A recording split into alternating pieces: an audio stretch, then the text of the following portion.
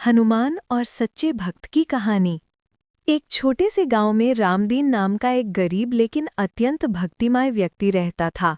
उसके पास धन दौलत तो नहीं थी, लेकिन उसके हृदय में भगवान हनुमान के लिए अटूट श्रद्धा थी। वो रोज सुबह उठकर नंगे पैरों से गांव के बाहर बने छोटे से हनुमान मंदिर तक जाता, दीप जलाता, सिंदूर चढ़ाता और पूरे मन से जय बजरंगबली का जाप करता। रामदीन बहुत गरीब था।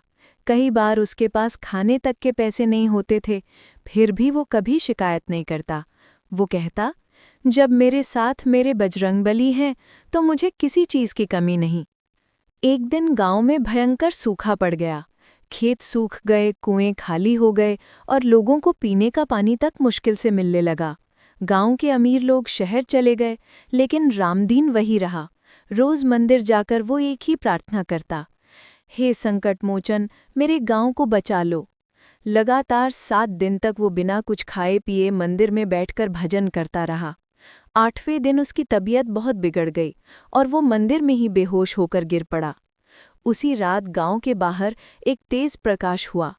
लोगों ने देखा कि एक वानर रूपी दिव्य पुरुष प्रकट हुआ है।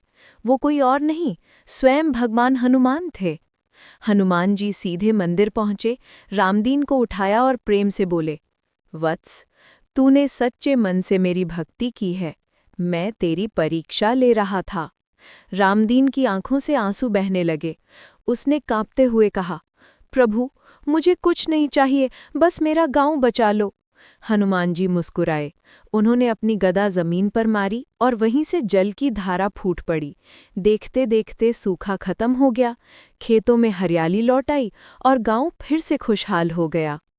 अगली सुबह जब लोग मंदिर पहुंचे तो वहां रामदीन स्वस्थ खड़ा था और मंदिर के पास एक नया जल स्रोत बह रहा था। सब लोग समझ गए कि ये चमत्कार हनुमान जी की कृपा से हुआ है।